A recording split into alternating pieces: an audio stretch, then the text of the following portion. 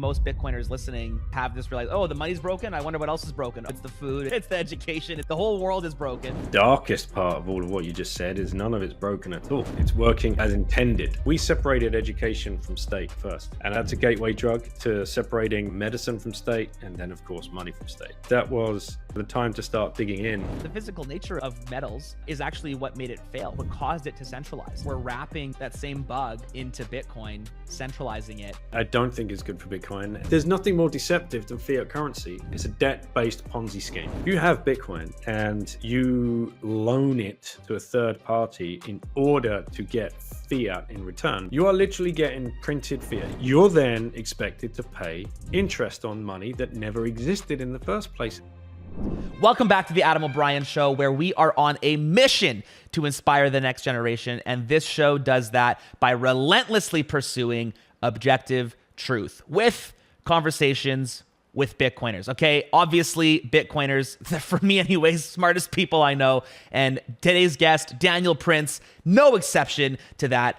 He wrote a book about world schooling.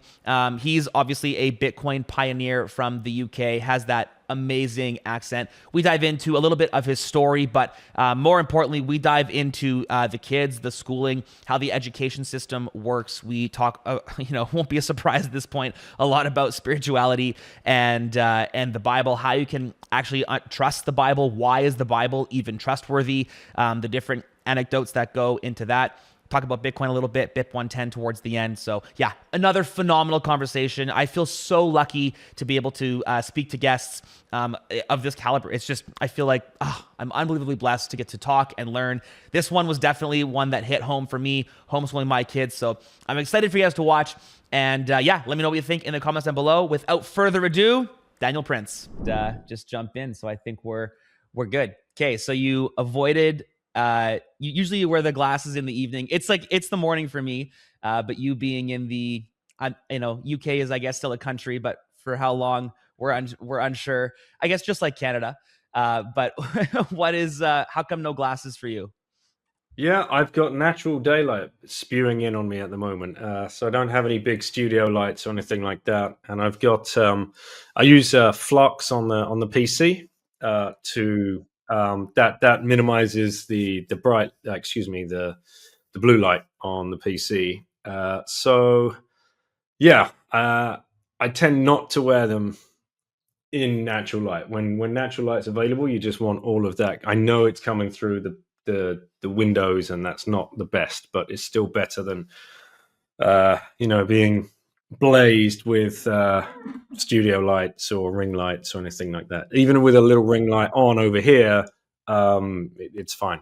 LEDs, dude, the light rabbit hole is crazy. Have you gone down the full light rabbit hole? And then the craziest part for me was understanding how terrible like unnatural light is, and then walking into a hospital just being like, what's going on? So shout out straight in there to Anjan and the team over at Daylight Computer. This is a great little piece of kit. And who sent me really down it? Jack Cruz, obviously, with his work, educating people on how bad the light and the flicker is and where it came from, and linking it all the way back to Vegas and the creation of Vegas and the mob and understanding. Or Jack will tell you, Jack's perfect. I run a Stolen Science series on the Once Bitten podcast as well. And when you hear Jack talk about how this research, and it's not just this particular, how research in general, especially coming out of the Manhattan Project, where they weren't just working on the atomic bomb. Oh my God, they were working on so many different areas. And all of that research that was funded and done by the best scientists from all over the world that got brought over to the US into Los Alamos. All of that research is owned by someone, right? And it ain't us. And Jack will explain that research then gets used in nefarious ways, to enrich and empower those that have the research information and to be able to build businesses around it. The pharmaceutical industry, a perfect poster child of that.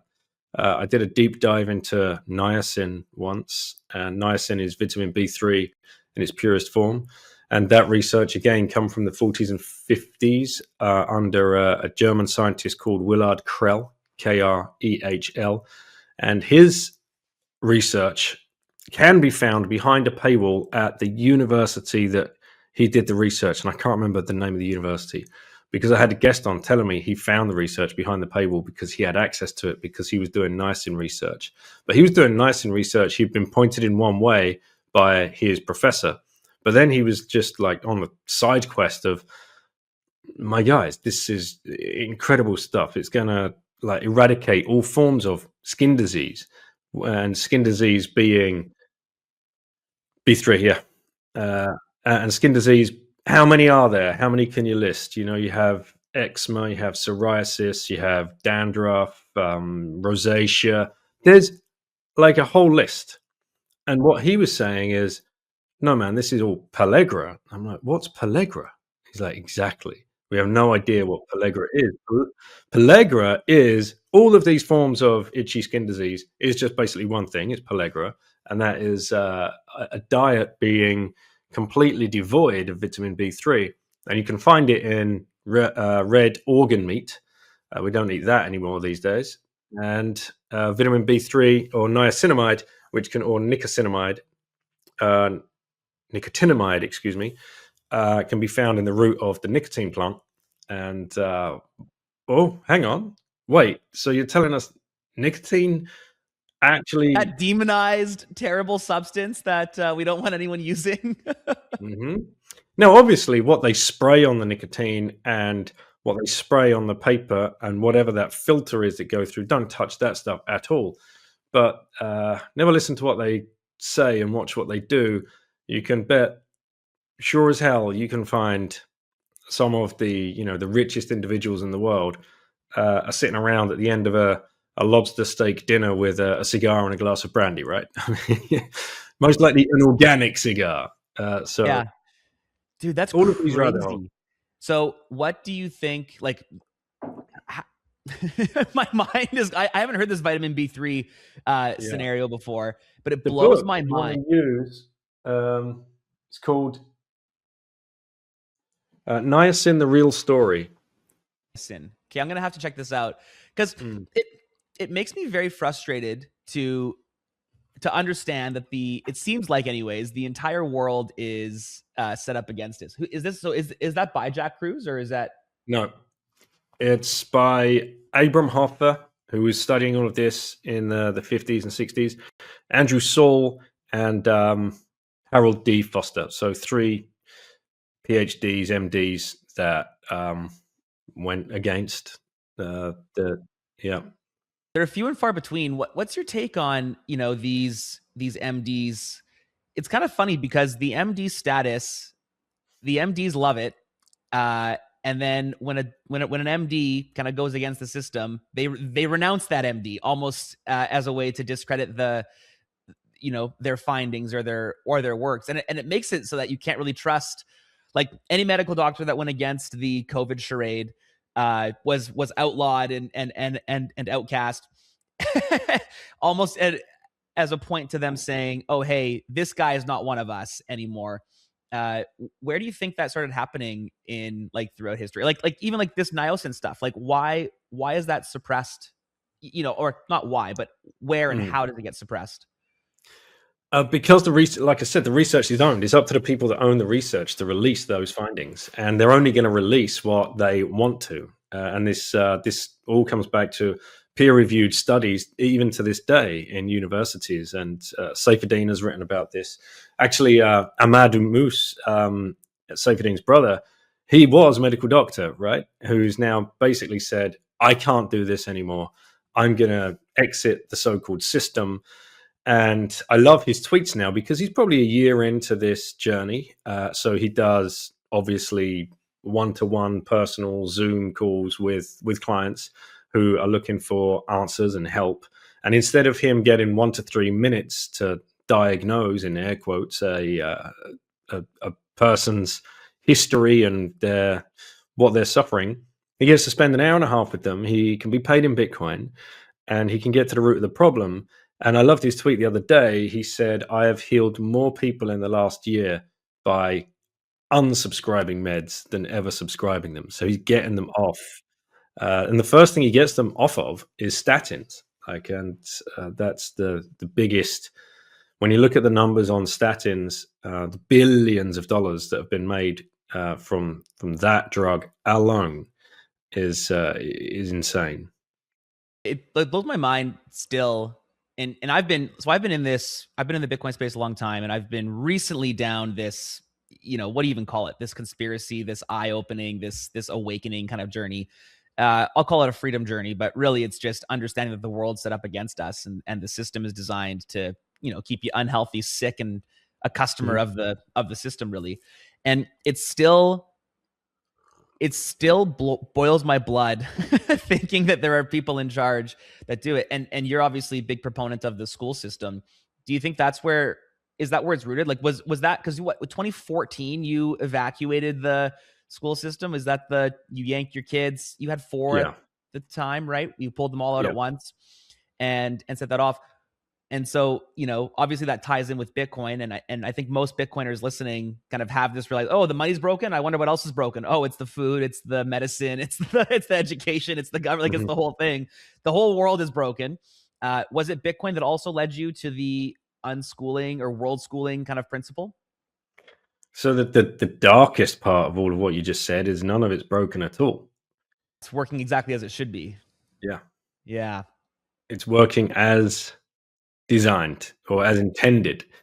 And that when you grok that these are some dark times. Like you, I've started looking into all of these different things because you learn to just follow the incentives. And when you follow the incentives, you follow the money, because money is always the incentive. The people that want and crave power want money. And what's the best way for them to do that is going to shape their actions.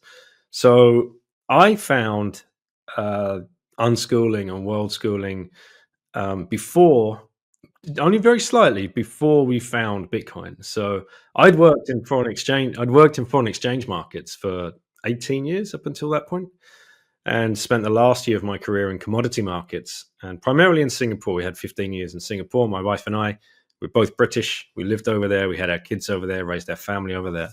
And the kids were 8, 6, and 2 4-year-old twins at the time, where I just reached that point. I cannot do this anymore. And it was the 4-hour work week that pushed me over the edge by Tim Ferriss, because he made me look in the mirror and realize that I was living a deferred lifestyle. I was deferring absolutely all of the joy that I could have right now in front of me with my wife and with my young children to, I can't wait to be 75 and on the golf course all day. That's a disease. That's a Fiat disease. So it's just such a fallacy too, that, wasting your prime years and then looking forward to the decrepit ones are going to be healthy. Yeah. So we come to the decision that, right, okay, I'm going to quit.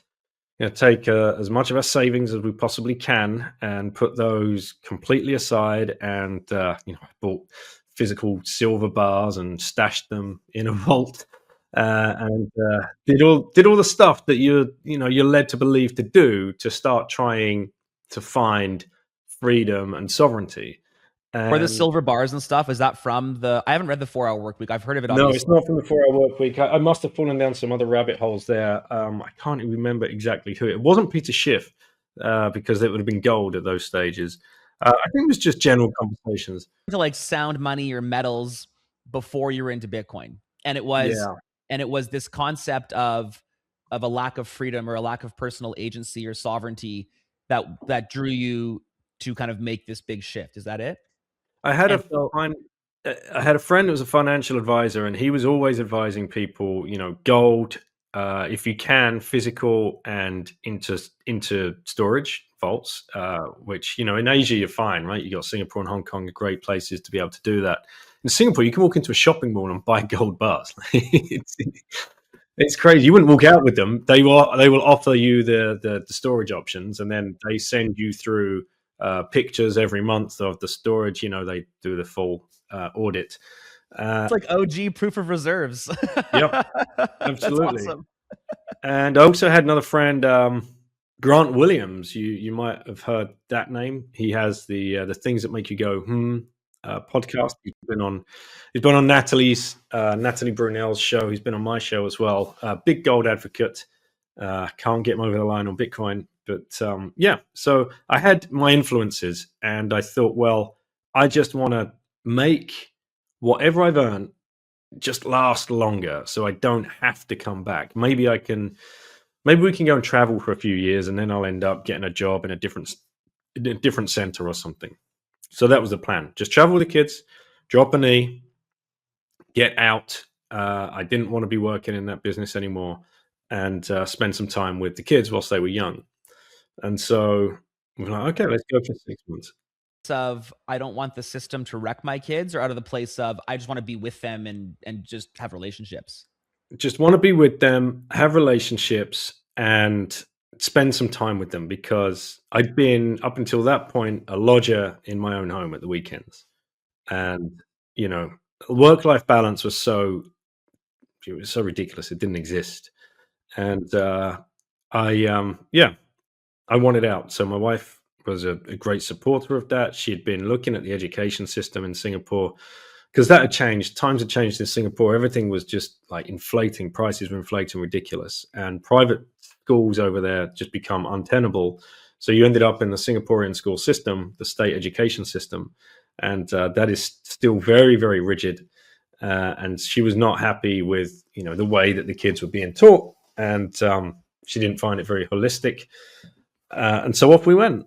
And we started to home swap our way around the world. I had bought, as an investment, a property in Koh Samui in Thailand, which was an hour and a half flight away from us. When our first baby was born, it was like, oh shit, holidays are never going to be the same for us anymore. The exchange rate was very much in one's favor at that point. So we bought investment property in Koh Samui in Thailand, and used that as kind of like boat hole for holidays. And so that's where we went, and we listed it on a home swap website and started home swapping our way around the world, and fell into this sharing economy gig that we had no idea that existed, like none. Back in 2014, Airbnb must have been around. I can't remember when they launched, but like the idea of, Early, and it certainly wasn't the investment promise that it is today. It was absolutely like more of a, more like what you're describing, a place to allow people to couch surf, I suppose. yep, yep. So when you say unschool, world school, how Mhm. are you different? Because we're just starting our homeschool journey. I think you and I have spoken about this a little bit, but I've got a 9-year-old, an 8-year-old, 6-year-old, 4-year-old, and another one coming in the summer, which we're super Wow. pumped on. So I'm calling it the second batch. We'll see we'll see how many more we can do. But the idea of, yeah, when you enter in the homeschool community, there's all kinds of different kinds of homeschool. There's bringing school home, which I kind of disagree with.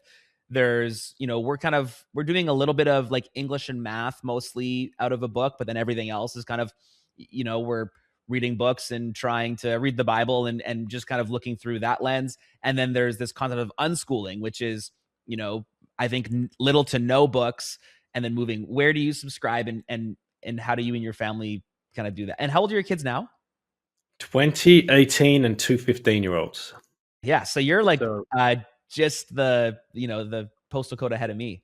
yeah. So that travel period almost went for 3 years, where we were primarily doing a mix of. We kicked it off with trying to do school at home, which was just the worst. Like, that does not work, and you realize very quickly that textbooks, nobody learns from them. Like, you're force fed facts. There's no learning going on. So we pivoted there, and we were reading a lot. John Holt, Peter Gray, John Taylor Gatto, Naomi Fisher came on the scene. Different ways that the kids learn, and we figured out, well, let's just let our journey be the education, and wherever we go, we will tailor that education to what it is that we're doing that day, what city we're in, what country we're in. So you can mix geography and history and culture just very, very simply, just by walking around and pointing things out. And then going home and perhaps taking the next day to relax and then look up the historical sites that you might have seen and teach ourselves about, who built them and why and where did the culture come from. And it sounds very boring for a kid, but it's not when they're involved in it, when they're immersed in it and they've seen it with their own eyes. Like visiting the Colosseum the day after you've sat them down and shown them a few YouTube videos of what used to happen in there, the gladiators and why they would fight and where they would be found and brought into slavery and what is slavery and the different animals they would keep there, and then visit the next day. Like, they lap that stuff up. That's awesome. How do you balance then, or how did you balance, and maybe it's different today, but like the screen time? Because that's Mm. I'm always like, we're pretty hard on screen time at our place. We watch a movie usually 3 Fridays out of the month. So we kind of skip one per month, but usually like weekly movie. And then my son's doing some vibe coding, which is obviously on a screen. But we're like, I want to get into some more of this history schooling, YouTube schooling, if you want to call it that, but then also limit the screens. How did you kind of Yeah, balance that when you were going through it? that was so difficult. And some days, it was exhausting. Travel, like long-term travel, is that's a new lifestyle in itself. And some days you just want to relax. You can't walk the city again the next day, or you can't walk the temples in Angkor Wat the next day. You've got to take a day off and spend some downtime. And that's when they'd want to pick up their screens. So it was a constant battle. And back in 2014, like Minecraft was huge for them, and I can't even remember what devices they had. I think we had an iPad, a laptop, because you're traveling. No home, right? Like all your stuff is with you Yeah, at that point. yeah. So we would get them. We would get them to play Minecraft, and the idea being, what did you see yesterday, and how can you rebuild it? Go onto YouTube, because some of these YouTubers were absolutely insane. Like the kids would show me, like, look, I found someone who's built like the temple at Angkor Wat in Minecraft. You look at it, Okay, what? so there's good application there. Yeah. Like, guys, we were there yesterday. Like, can you do it? What do you remember seeing? Like, what was your favorite temple? And here's the pictures that we took. And so then you can set them up, and it's a different way of approaching, the problem of them being on the screens, I suppose. I think I've probably over demonized the screen. Even so, and I should say too, on the screen, my wife does, especially now in her pregnancy, she does these pregnancy home workouts, and the kids will participate, and then the kids will do like a workout or whatever on the screen, and inside of me, I'm kind of like, oh, this feels wrong, but Yeah. to what avail? Like they're not sitting down watching garbage. They're moving their Yeah. bodies. They're learning how to move their bodies. And I think that I've probably unfairly demonized the screen, especially, I got to find better ways to integrate it. Are you guys back in the UK now, or are you in? Yeah. For now, we are. So we did the 3 years travel, and then we ended up house sitting in France for a while. So house sitting is different to home swapping, and you can also do pet sitting, which we did as well. Like it's like anything, you fall into these different rabbit holes. So house sitting in France for a guy that owned a property there that just wanted people living in it and making sure it was running properly, and dealing with some contractors that were coming through, but he didn't want to rent it out. So we were Johnny on the spot family that got to stay there for 2 months over on trustedhousesitters.com. So it's just like a little community that exists of people that, Yeah. and he wouldn't want to rent it out because he wanted someone to do work there. Was that kind of the concept? Yeah, he was kind of hesitant into doing the whole Airbnb thing, and he wasn't happy that it was set up 100% how he would like it to be and welcome guests in, and he didn't want to pay the cleaners, and he didn't want to have somebody managing the property. There's a lot of outlay, uh, but he The didn't. Airbnb farce is not like it's some passive side hustle. Mhm. Even a rental property, which I fell into the trap early, like, finding Bitcoin early. It's like, oh, I've got this wealth now. I have to diversify. Better buy a real estate or a rental property and rent it out. And it's like, this is a part-time job. I gotta, Yep. find tenants. I'm cash flow neutral at best. And then the property tax bill comes and I'm losing money. And oh, it needs a new roof now and it's dead. So yeah, definitely understand where he's coming from, I suppose. So he wanted people in there just to make sure that it. I would do jobs for him. That was the exchange, and I would like mow the lawn. He had like 2 or 3 acres which needed looking after, and we would like weed the driveway, and we would do the vacuuming because you don't want the dust just accumulating if it had been empty. So he was happy, we were happy, and the kids showed an interest in learning the language. And my wife and I decided, well, if there was one gift we could magically wave a wand over our kids' head and give them the ability to have, it would be the gift of speaking another language. So we're kind of like, oh, okay, this is staring us right in the face. Sometimes you just have to listen to the signals. So we looked around and we found some more home swaps and made a really good relationship with a lady that was swapping out one of her rental properties. And we made a long-term, like 9-month deal with her out of season. And she helped us get the kids into the local Montessori school. So now we're kind of like, we want them to learn the language, but that ain't happening with us at home out of books. Like we're going to have to lean into the system here and take what we need from it. And we were just lucky that this hamlet that we had found ourselves in, Dordogne region of France, the schools, the little country schools there, are on the precipice of being closed down because they don't have enough heads. And there's a law or some kind of legal act or statute that says for every little town school, there needs to be minimum number of heads. Otherwise, you have to cut the staff, the teachers. And the teachers are all just local village people. So they were forever losing jobs and the local village people would have to move out. So it was this awful situation.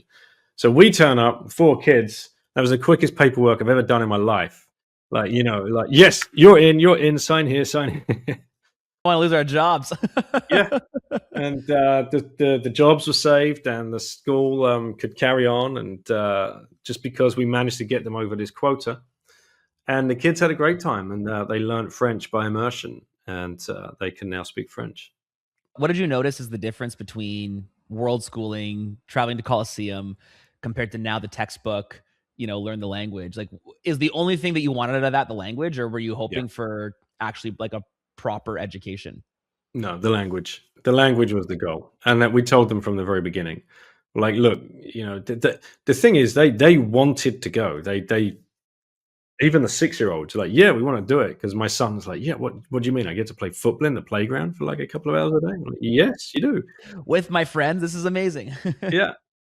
So he was all signed up for that, and they went in with the knowledge that you're gonna understand almost zero for the first 6 months. Just let it wash into you, and just find the rhythm and understand what's going on. And they would have the most incredible lunches, French primary school lunches. You all get sat down, and you'll get served, and it's all china plates and silver, and it's always a starter, a main course, a cheese course, and dessert. They loved it, and they learned the appreciation of food and the appreciation of everybody should sit nicely and have discussions over lunchtime. And the local cook, the cook of the school was also the local butcher, so she was bringing in like the best produce. Yeah, it was great. They had a great time. And small community, I think, like it does feel like the fix to the problems of the world. And I think the UK and Canada are seeing lots of the same ones, is just generally smaller communities. I was having this conversation yesterday. We're talking about Bitcoin, and this one guy in particular, he seems to understand the issues, but hasn't arrived at Bitcoin yet. And Mm. I'm obviously bold and have my facts behind me, so I'm kind of just like trying to orange pill him a little bit. And his response is always like, well, what's the answer? And it's like, it's just a bunch of smaller communities with, more aligned incentives to be able to move. Like in Canada, I hear you talking about traveling around Europe, and even Europe to North America is such a different experience. You get to travel all over the place, and you can go from France to Spain to Greece in a day if you wanted to. Mhm.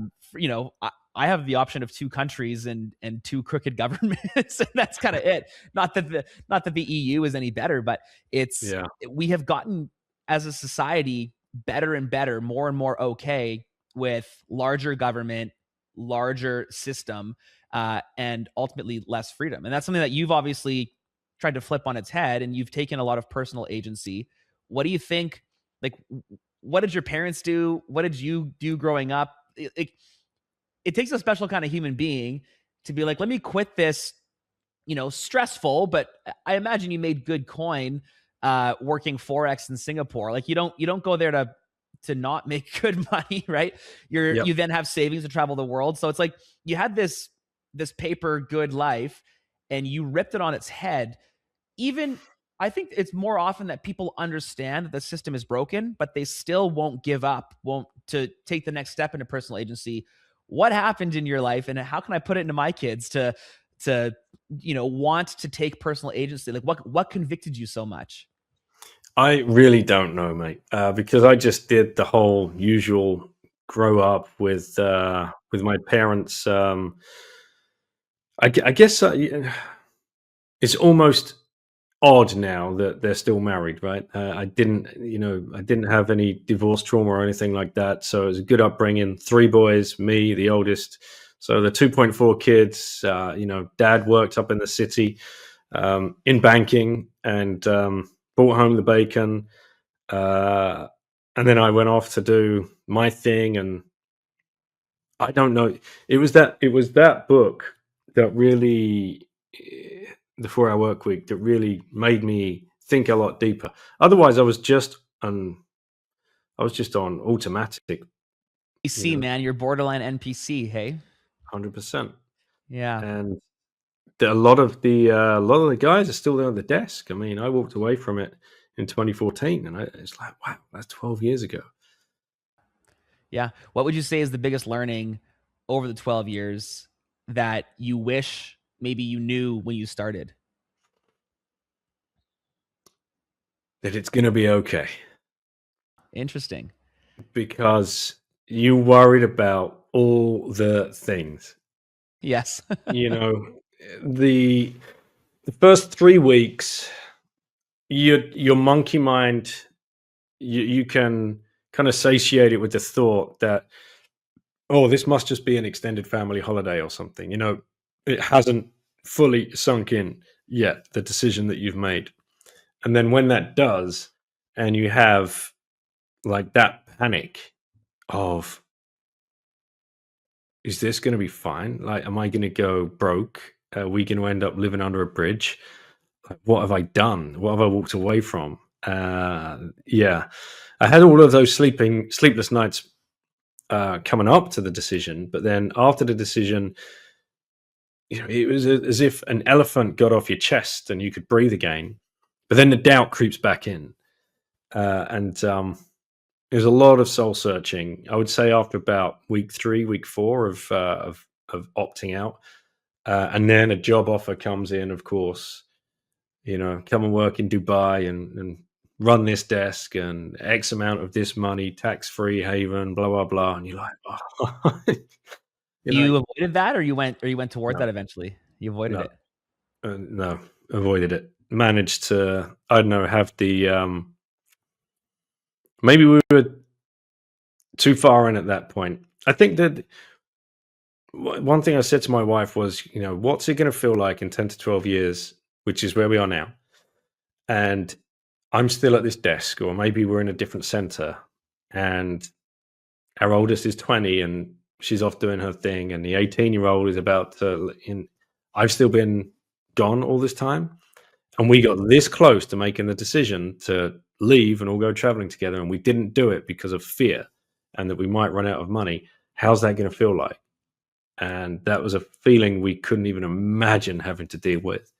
So it was like, right. Greatest regret for all of humanity is probably having the knowledge and not having the courage to act on the knowledge. Yet we have this world, this society that, knowledge, arguably, if you listen to the history books, we have the most knowledge ever at our fingertips. I mean, even, and I'm going to out myself here, like, I like to talk about the guests and have an insight into you. And the amount of time it takes me today to like research you and your history and all this stuff so I can actually ask decent questions is way less, 90% less than what it would have been this time last year. I can have a robot listen to, yesterday was 599. Today is 600. Congratulations on 600 Once Bitten episodes. Thank you. And so I can have a robot scan 599 transcripts, bubble up key themes, like all in minutes. And yet we have all this knowledge, and I still feel like the world is getting worse somehow. And I've got some echo chambers that exist. The Bitcoiners are one, the homeschoolers are one, the carnivores are one. Not that I follow a carnivore diet, but I try to get as close. I'm mostly a meat and fruit kind of guy, maybe like a more of a Paul Saladino diet. And I just, it still seems though like maybe this is the exception and not the rule. What do you think? You're a little bit older than I am. You're kind of in that next like phase. You've obviously felt these same thoughts that I'm feeling. Are you seeing it get better, or are we just on a progressive downward spiral? And then what? Then what? Yeah, no, I know exactly what you mean. And it's always kind of, it gives me hope when I find a new area to go and start. Something draws my attention in some direction, and you start, peeling back the onion, and you're like, oh, right, okay, there's already a bunch of people doing an incredible amount of work in this space. Like, I didn't know anything about this particular area, but now I can really lean into it, and there's a whole community of people there as well. So finding those communities and plugging into them, that's what I enjoy, and learning from them. And that's what happened with the world schooling, because once we found, we're not this crazy family that has this nonsensical dream where we can take our kids out of school and travel the world with them and have them prosper and us all prosper in ways that you could never imagine. And then I remember reading a 13-year-old's blog post and thinking it was one of the incredibly well-written pieces. By a 13-year-old, or it was 13 years old itself? Okay, written by a teenager. Yeah, written by a teenager. Her name's Hannah Miller. And I'm sure if you Google Hannah Miller, why world schooling ruined my life, you'll probably come up with the exact same blog post. She already had the hooks down. Hey, she knew. She had the hooks down, and I got hooked into reading it and realized how funny and ironic she was being, and the life she was leading, and the courage that she had acquired over spending that time with the family to write a blog post and then have the balls to actually post it up somewhere. I can't remember what it was. We wouldn't have had Substack back in those days. And then you just you find other families as you're going around, and like these communities would prosper. And then within that, you had like the pet sitting community, the house sitting community. It was great. And then when you go, like you talk about different diets, Bitcoiners get pulled into all these different things, right? Because you realize you've got to separate medicine from state, for want of a better phrase. You've got to go self-sovereign in every area. And then, listening to Jack Cruz, listening to Saifedean talk about carnivore and other people, and Paul Saladano, another great example. The ketogenic diet, whatever it is, that there's not one magic thing, but whatever it is that you're studying is going to be better than the crap that you thought you were, like cereals, breakfast cereals for us. When I went down that rabbit hole, I couldn't believe how we'd been poisoning our children. I was like, what have we been doing? But this is what we grew up doing as well. And I'm English, right? A full English breakfast. Like that is sausage, blood pudding. Come on. Yes, exactly. Like that is the champion, the diet of champions. You wake up. Blood pudding, man. Do you still do Yeah, you blood like pudding? You I like do it? like it. I Yeah. don't know, man. I've seen it a few times when I was like, I have some family in the UK and in Ireland, and I don't know. Whenever I visit them, I usually just stand back. I opt for more sausage and more eggs than the blood pudding, Yeah. but good on you. But how well does that set you up for the day? Like that's amazing. And that got switched somehow. Somehow we let that get switched to like a bowl of cocoa covered rice, like puffs. Like what? throw Yeah, some throw some biofuels in you first thing in the morning if you want to have a good day. yeah, it's Yeah. madness. Yeah. Yeah. I think the Bitcoiners, this is kind of why this is kind of the thesis for this show is that Bitcoiners, they none of them claim to know all of the answers, but they all want to be searching.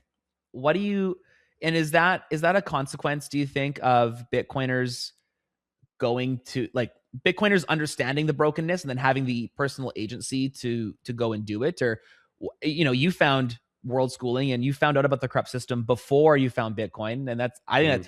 that's I think the exception, not the rule. Maybe because Bitcoin's getting old now and on its like it's into its prosperous time, where everyone's heard of Bitcoin. I'm sure you remember the times, like, so you find Bitcoin, you didn't start working in Bitcoin, really, though. Like when someone asked you what you did, you wouldn't say, "Oh, I work in Bitcoin." You had just been saving in Bitcoin.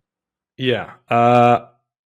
And to be clear, I can't count the amount of times I would have poo-pooed Bitcoin while sitting at my desk in my ivory tower, brokering foreign exchange High level deals. forex trader Exactly. So within the system. it was still a joke to me, and it wasn't until we separated education from state first, and I think that's a gateway drug to separating then medicine from state, and then of course money from state. So having having worked in the industry and then coming to the realization is that, oh shit, I can't even define what money is. Like I didn't even know what a fiat currency was. I'd never heard that term, and that was a real smack in the face. And so that was the time to start digging in. And yeah, back to where we started with systems work as designed. uh, I started looking at the education system and the monetary system, and the education system just so turns out that in the US, in the General Education Board was set up in 1902, and it was set up after a secret meeting of 6 or 7 gentlemen, highly powered gentlemen, who hashed out the idea of a centralized education system, which they would be the controllers of, and which they would preordain themselves to give out the certification for, and craft the curriculums, or if you want to call a curriculum an agenda, you get much closer to the idea. Secret meeting, 1902, funded in 1903 fully by John D. Rockefeller with $1 million. And then you're like, oh, wow. This sounds incredibly like a secret meeting that happened in 1910 in Jekyll Island that had the same cast of characters that were pulling strings behind these decisions. And you're thinking, oh my God. And then you read Eustace Mullins' Murder by Injection, and he takes you through the story of how the same cast of characters formed the American Medical Association. And you can start seeing how all of these systems, that's why they're not broken. They're not broken. They're highly designed, intelligently designed by people that are, Malthusian in their beliefs, and the fact that, and by that I mean Thomas Malthus was a theologist, scientist back in the 1700s, 1750s, I think, and he wrote this piece about the tipping point of population on the planet, and people still ascribe to his theory, and this is why we have these depopulation events that, and whether that's a war or forced vaccinations or whatever, you can start seeing where these eugenicist freak shows are trying, but it's their belief that they're doing the right thing for the planet. This is how far gone these people are. So far gone. What do you think happened when was the American Medical Association founded? It was the early 1900s also, was it not? 1930s, I think, from memory. So right Yeah. around, like, we kind of have all these really crazy conspiratory events happening from 1902 in England, 1910 and 1902 leads, as you said, to the Rockefeller funding the schools. 1910 leads to Executive Order 6102. Go figure that we've got this American Medical Association, and then right around the same time we have the Bretton Woods Agreement. Hmm. And then, from there, we know the history. WTF happens in 1971, and off you Yeah. go. What do you think is happening in the world in the early 1900s that is, and was that the first time this happened? Or, because I always wonder, like, is this just recency bias? Has the world been this evil forever, and we're just now hearing or learning about it? Was the same thing happening in 1010 or in in 510 BC and or AD? Where do you What do you think is happening in the 1900s, and then why did it take 1900 years after Christ's death for this evil to come in, or was that the case? Or was the evil always there? I mean, look at like the great conquering, like Genghis Khan, and then Rome. Was Rome anything but an evil empire, or was it like this wonderful, great, all conquering, beautiful people that just wanted to come into your land, steal your stuff, so you could prosper under their reign and their rule? Depends who's writing the history book, doesn't it? Yeah. Well, we know who writes those. It's always the losers, right? They're the ones that get to write the books. Exactly. Is it a human trait? Is it an inhuman trait? I Or just like the demonic evil spirit kind of realm, or so where do you ascribe to that, and where do you place that in the world, I guess? yeah, I it's that's a rabbit hole I never thought I would ever find myself even peering into. Uh, Religion, spirituality, there's a blurred line between those two realms, right? You have people that believe there's like 4 or 5 different realms, and uh, then religion, Christianity, obviously. Uh, Grow up in like a Christian type of home or atheist home, or how did you grow so up? yeah, no, Christian type of home, I would say. It was like, live by the be a nice person, like love thy neighbor, like, don't kill people, don't maim, rape, and steal people, don't, like basic stuff, what you'd call natural law or common law. And then, yeah, I really don't know where I stand on it all. And I've had people on the podcast come on and talk about religion and spirituality. I think John Vallis is probably uh, like the deepest down that rabbit hole of anyone I've ever chatted to personally about it. He wrote a piece back in 2020, I think, or 2021. You'll be able to dig it up. And shout out John, a fellow Canadian, great Bitcoiner, and inspired me to start a Bitcoiners per podcast. capita has got to be the highest in Canada. There is Yeah, so many of us here. yeah. So yeah, I really can't answer you. I'm not trying to avoid the question. I just can't. I'm not there yet on what I believe. So you mentioned it wasn't a rabbit hole that you ever saw yourself going down. Does that mean you're currently going down it, or does that mean it's still in the distance and you can't imagine being there? Well, it's because I've had the conversations on podcast. There's a guy called Caleb who came on to talk about spirituality and his kind of awakening and his meditation and Reiki. And I can't remember whether he was religious or not. Um, there tends to be, but there had tended to be more of a kind of atheist uh, slant within the Bitcoin realm, but not anymore. Like that's really flipped towards. I see a lot now Christian narratives and Muslim because you have obviously riba and halal, and Bitcoin mixes that perfectly because you can't inflate the supply. I give a talk on usury. I'll be giving a talk on usury tomorrow at Cheat Code in Bedford, and I go through, how criminal that is.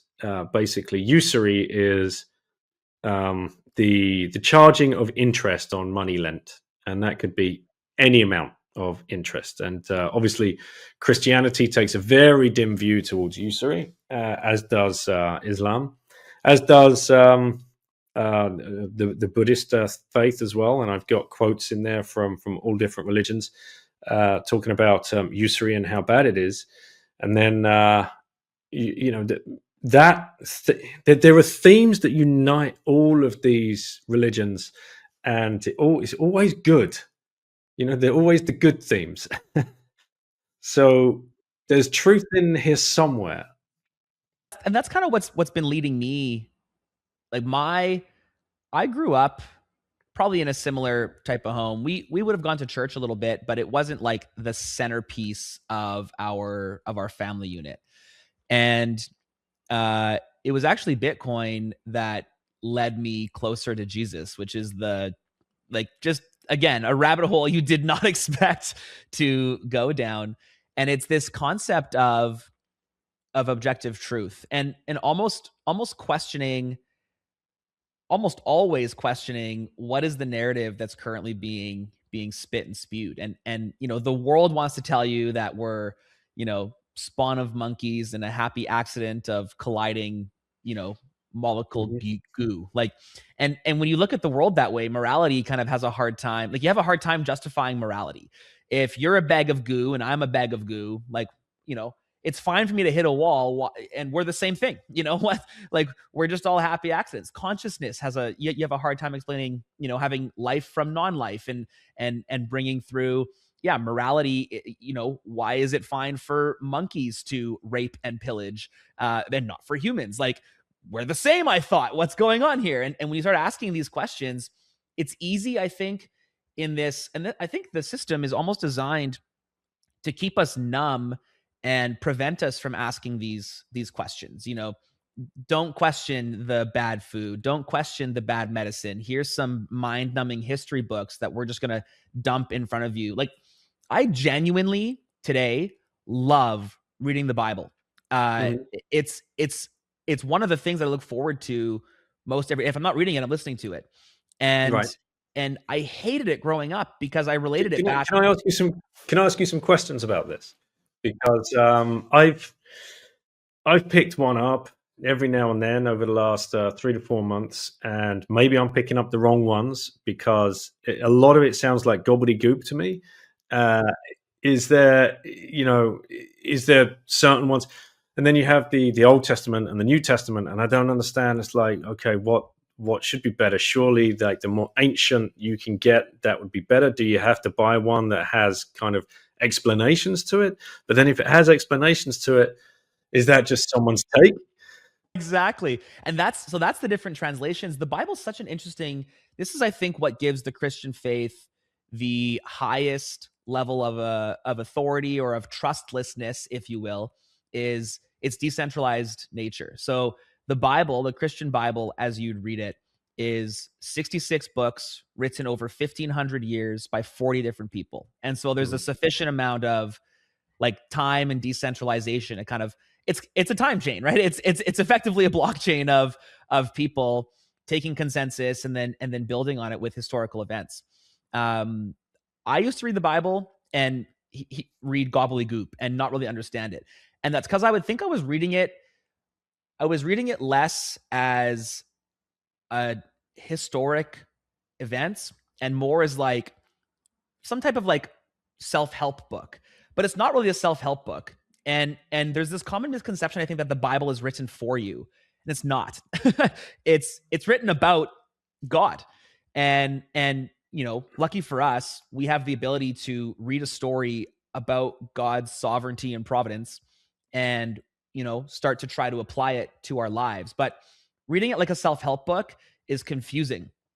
But, like, I'll give you an example. Right now, I'm almost done the book of Acts, which is the first book. So the Old Testament is basically split up into, like, the history, of creation and kind of like the ancient world, and then it moves into some prophecy, and then or some poetry, and then some prophecy. That's kind of like the three basic themes of the Old Testament.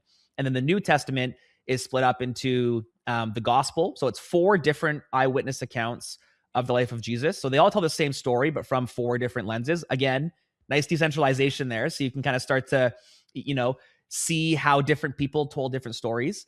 And then it's the book of Acts, which is directly after Jesus dies, comes back to life, and then gets ascended into heaven. And then it's the story of the church, because it's really this really tiny group of people. And I give a presentation actually called Jesus is a Bitcoiner, and it highlights the similarities between the early Christian church and the early Bitcoiners. But it's this small group of people working inside of a Jewish, like an ancient Jewish system, being like, hey, we have not a new God, but we have a Messiah, like the Messiah is here. And the Jewish rulers at the time, like think about a first century Jew, they were like, Jesus, this is heresy. Like you can't worship a man. We worship God. And Jesus was a man. We killed him. And they're like, no, he came back to life. Here's the proof. And they're like, no. I reject this. And so it's the story of like the early church setting up. And there's all kinds of craziness in there. There's this guy that used to work for the Jewish hierarchy, and the Jewish authority, and he used to go around persecuting people that were proclaiming Jesus as Lord. And then there's this like craziness of God blinding him, and this other guy goes to like heal him, and then his guy called Paul, and Paul ends up being the biggest proponent of the Christian faith, as a guy that used to literally kill Christians. And so then there's this weird tension of him going to towns and Christians being like, whoa, aren't you the guy that kills people? And he'd be like, no, I'm on your side now. Which, to be fair, sounds a lot like an old banker being like, Bitcoin's garbage, Bitcoin's crap, and then showing up at a Bitcoin conference and being like, yeah, go Bitcoin. Like it's crazy the similarities that you can draw.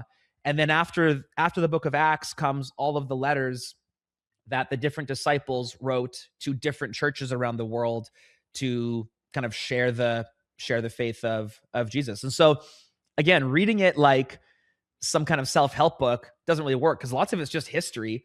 And man, there's some crazy, when you dive into what we've been told about history, and we can get super conspiratorial and read about, like, have you gone down the path of like giants and Tartaria, and like there's all kinds of crazy ancient world conspiracy that exists.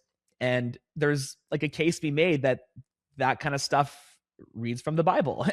And it's crazy, man. It's a really fascinating decentralized account of what the world might have looked like. And reading it through that lens has been in the Bible it says, and this is ironic because we're going to quote the Bible about how to read the Bible, which is kind of there's some like trust issues there, but it says when you want to read it and when you want to know, there's the story of like scales falling off and of your eyes, so you can kind of understand what's in there. And yeah, I feel like the last 2-3 years for me, I've read the Bible more than 10 times more than all of my life combined, like before that. And it was just a matter of reading it with the right lens, I guess. That's yeah. Well, I suppose I'll have to try again. Do you ever wonder if or when there would have been some kind of infiltration? So I actually just went to a conference about this. Apologetics Canada does a really great job. They just did a series on the history of the church and how books of the Bible got chosen, because obviously it wasn't written in English. Like I love the blonde hair, blue-eyed Jesus, and it's like, yeah, that's brilliant. My guy was Arabic, like he was like, he was for sure brown. Probably also had a shaved head due to like culture at the time. Like you don't know, like, yeah. Anyways, the Bible was written in like Latin, Arabic, and Greek, and so it had to be translated at some point. And I think that you can't obviously know for certain that it's not some centralized hocus pocus. But you can do as best you can to look back at some of the old stuff and see what's in there, and then draw your eyes forward. And so the cool way is we have the Old and New Testament, but it's still all in one book. And so I'll give you an example. There's documented like tablets that were found that were then translated, but we can verify the tablets. And the tablets say certain things. And one of them, for example, is the Psalm of David. So the Psalms, which I'm sure you've heard of, the book of Psalms and the book of Proverbs, they're like kind of ancient poetry written by kings at the time. And so King David writes this psalm, and and then we've got these eyewitness accounts of Jesus dying on the cross, and Jesus references a psalm from King David. Now, King David lived 500 or 600 years before Jesus, so there's no, like, they weren't together at the same time ever. And Jesus, when he dies on the cross, it's like widely accepted that he says, my God, why have you forsaken me? And if you go back to the Psalms, there's a psalm that starts, my God, why have you forsaken me? And then you look into it more, and at that time, there was no Psalm 122, Psalm 119. It was just, they would quote verses based on the opening stanza of the psalm. And that psalm goes on to describe a Messiah who's born of a virgin, who then gets like beaten, who then gets his hands pierced. And it even goes as far as to describe soldiers casting lots or like gambling to take his clothing. And Jesus says this on the cross. And literally hours later, there's eyewitness accounts of the soldiers, gambling for his clothing. And it's a bit of like prophecy. And I think that when you can relate verified old accounts of things into a decentralized eyewitness account, there's two options. One, it's made up, which, like, that's the best author in the world. Like, I don't know how the human mind can make that up. It's too crazy. Or two, it's doctored in hindsight, which is, maybe more plausible, but it would have to have been doctored at a time much before. So another example is there's, like, again, eyewitness account of them piercing Jesus on the side, and blood and water. The Bible is very specific. Blood and water pour out. And these are written thousands of years ago at this point. Now, at that time, medicine wasn't really, like, they didn't know that when you suffocate, water enters your lungs, right? But we know that today in 2026. And isn't it interesting that you would die of suffocation on the cross, and that the eyewitness at the time tells us about water coming out? Now, it's like, how would they know to make that up? Like, if they're making this whole story up, why would that be in there? And it's just little things like that, and this one's a little bit confusing to me, but the Bible describes the world going dark for a span of a few minutes when Jesus dies. And coming up to Easter, I'm sure you'll see headlines coming up. NASA confirms a eclipse roughly around when Jesus would have died 2,000 years ago. And it's like, now, I don't know how I feel about NASA. There's a bunch of conspiracy there, but, like, isn't that interesting that we've got this, again, really old world account of things happening, and us kind of like confirming them in hindsight. There's a lot of coincidences that have to fall into place for the Bible to be doctored and fake. And when was it that he said, forgive them for they know not what they do? yeah, that's part of his cross journey. Yeah. So that's, I think, when he's being beaten on the way to the cross. And then when he's on the cross, his last dying breath is, my God, why have you forsaken me? Which people take that to believe he's feeling the weight of all of our sin. But I actually, maybe after more research, believe that to look like he's quoting King David's, words from centuries earlier, showing us, like, hey, this prophecy is being fulfilled. And it's really interesting, man. Reading the prophecy section of the Bible, like the book of Daniel, Ezekiel, Micah, and then reading the Gospels, and it's like dude, and now with ChatGPT or AI, however you want to use it, like you could relate those. And again, just the logic of what is the likelihood that this is made up? What is the likelihood that someone thousands of years ago wrote something and then someone centuries later convinced hundreds of people that it happened? It just, I don't know, it's too far-fetched to me. Even Yeah, I hear you. And the reason I asked about infiltration is because, you know, there could be some stories just snuck in there by evil people that want to do harm to humanity in some way, and that's where, man, this rabbit hole I was taken down by an Australian Bitcoiner called Ben Howard. He runs an exchange over there, and he took me down the circumcision rabbit hole. And I'm like, man, like that shit's in the Bible, like that. What? So now, immediately, I think, is that a planted story? How did that get in there? And I think it was Abraham that I think, like a quick TLDR for people that don't. Is it Abraham? His account is at the age of 93, he goes out for a walk and he sees the Lord or God, whatever the exact terminology he uses, I can't remember, who says to him, your wife Sarah, who I think was 96, or Sarah, however you pronounce it, will have a son, and that son you will circumcise, and every son born thereafter shall be circumcised. And when you look into like the medical reasoning behind circumcising a brand new baby boy, none of this adds up. Like none of it at all. I can't think of a better way to downgrade the male human experience than just chopping off the tip of their penis. So that's why I asked about the infiltration. Like, do you see that kind of stuff? Because there are other horrific stories in both, in all religions, in fact. this one is actually interesting because, and I don't know what the purpose of God saying that is, but later, thousands of years later, Jesus, well, I shouldn't say Jesus, Paul, who's the guy that used to kill the Christians and then gets converted and now is like the mass Christian producer, basically. He actually abolishes that law, and he says you don't need to be circumcised anymore.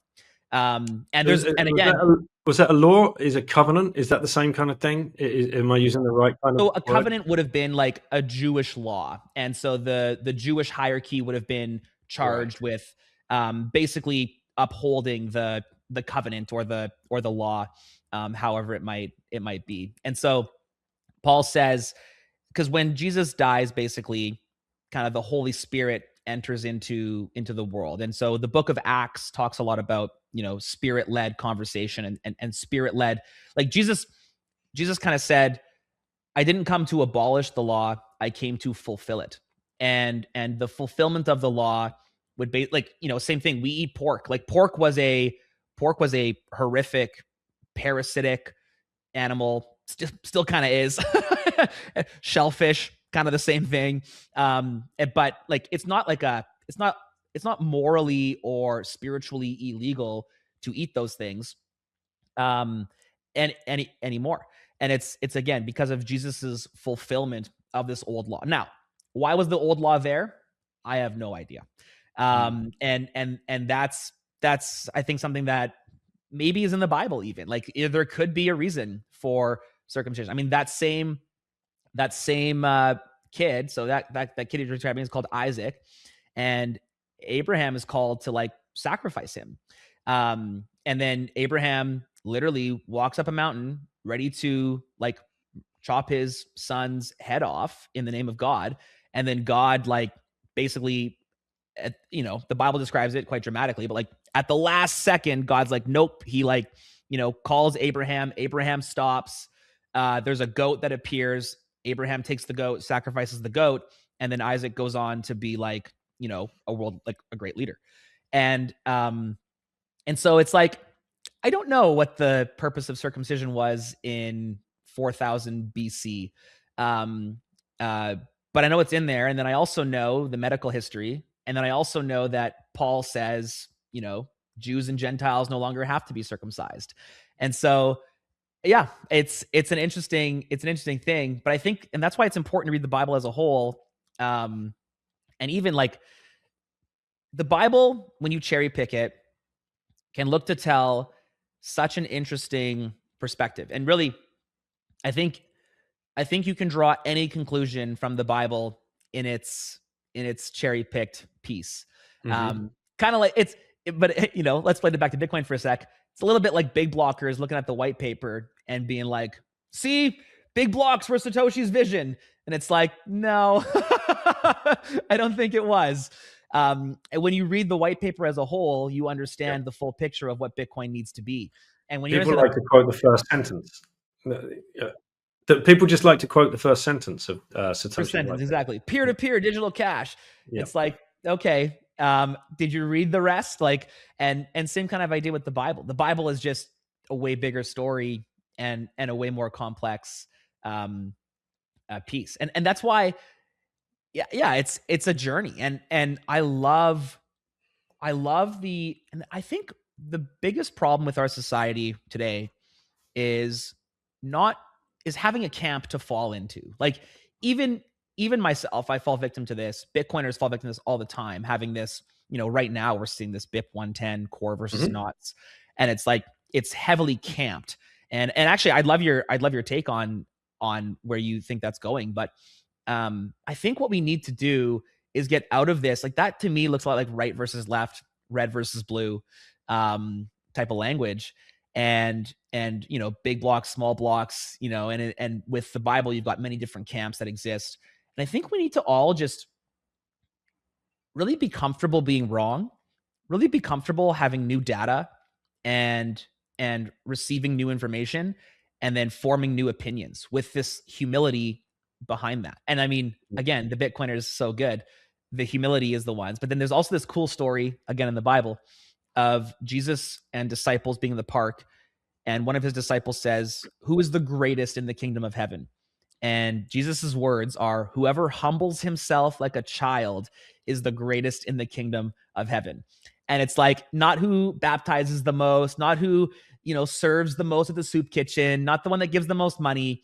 It's who's ever humble enough. And I like to think, and it doesn't say this in the Bible, so this is where there's some interpretation. And so don't take my word for it. But like, was that because Jesus knew the world looked better as society is more humble, or is it because we can't actually learn the full story in one shot and we need to be humble to continue unlearning and relearning, gathering new data? And yeah, I mean, much like you did that really well, right? You were a forex trader poo-pooing Bitcoin. It's this fake, internet money. And look at now you're like a massive proponent in the space. Free Madeira, like you're actively contributing. Your grandkids are going to look at this and be like, yeah, my granddad was, or is that what you call it in the UK? Granddad? Is Yep. that yeah, my granddad was a proponent of this. He's the one that set this up because you had the humility to do that. And I feel like, oh, wow, one more amazing thing in the Bible that Jesus has an eyewitness account of saying. Yeah. Another quick question for you, and it springs to mind because of that story of Abraham taking Isaac up, but then at the last second he doesn't do it, and a goat appears. Iconography, a goat is associated with the devil. Is there? No, I think it was actually a lamb. Oh, okay, And right. that was my bad on the Okay, well, animal. we just still stick with iconography because good versus evil.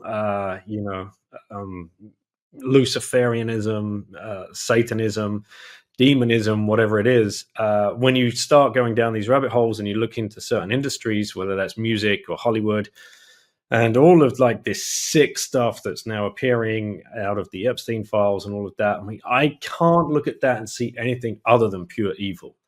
Like it, and I don't know how people get themselves into these, whether they're good people to begin with and they just get coerced and blackmailed, or you know um, put in certain positions for a reason that maybe they have certain traits or they've been groomed into. And you can look at politicians around the world for this.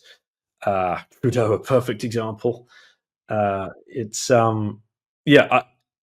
Is that when you're reading the Bible, do you see stories of that nature. Of Early, so there's, I believe, are you familiar with Noah's flood? yeah, Yeah. So the the Great classic Flood. story of Yeah. two Classic by two story. onto the ark. Yeah, God flooded the earth, sent the rainbow. Hooray, hooray. Everything's all good. That's a crazy dark story, man. Just before that, what happens is God basically banishes 200 angels out of heaven. Um, and here's another interesting thing. We are told there are 200 meteors that have, like, we have found 200 meteor sites around the earth. The Bible says there was 200 angels mm. violently evicted from heaven. That's a Are these called the fallen angels? Is that? Yep. And the fallen angels, in the Bible it says that they went and they mated with the daughters of man. And so these angels take interest in, beautiful human women, and they mate. And what's born is the Nephilim. The Nephilim are this hybrid type of species, angel blood and human blood, and not in the Bible, but there's all these other books that were written at ancient culture. The Book of Enoch is one, and I don't think you can read the Book of Enoch as scripture, but I think it's a good way to give us, at least what the culture at the time was writing about. And so maybe the Book of Enoch is like maybe he's a Daniel Prince. So it's not the white paper, but it's like, it's a good interpretation of what's going on there. And he describes the Nephilim as being these atrocious giants that were running evil. And in the Bible, it's a very quick excerpt in Genesis 6, I believe.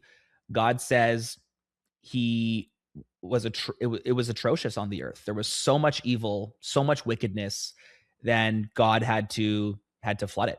And that was what, but then again, and I don't know if this is actually in the Bible or if it's just, conspiracy.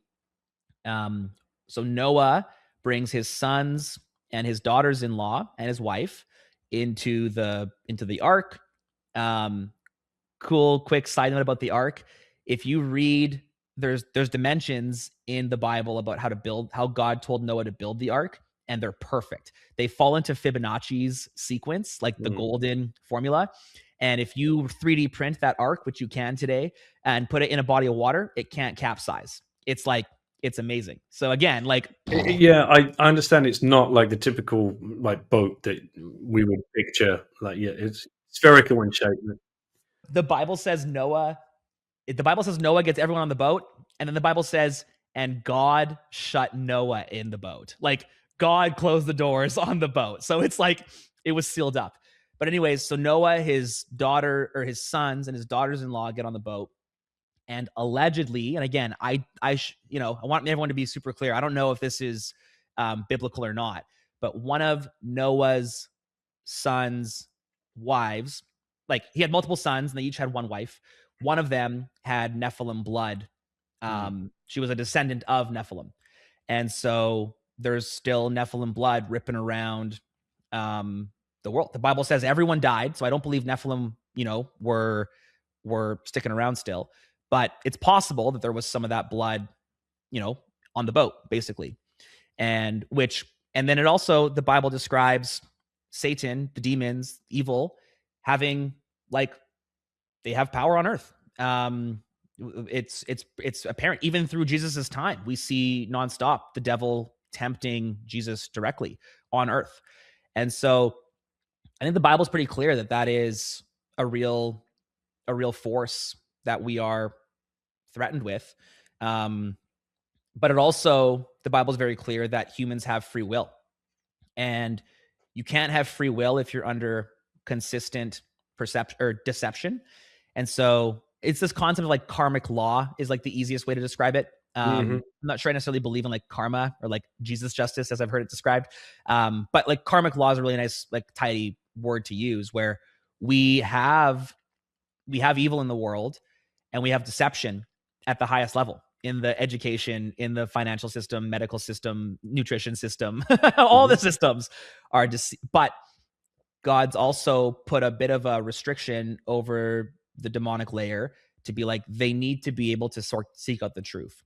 And so that right there, knowing all of this and what I understand about the Bible, gives me enough faith and hope that the Bible is like divinely protected in some way, shape, or form. Or at least there's ways. And now the Bible in English, there's dozens of different translations, and not all of them are valid, in my opinion. But there is a source of truth, and it's like it's just a big rabbit hole. It's just a big string to kind of pull. And there's no right or wrong answer, but there probably is an objective truth that we can kind of get to, which is ultimately that Jesus is Lord over the earth. And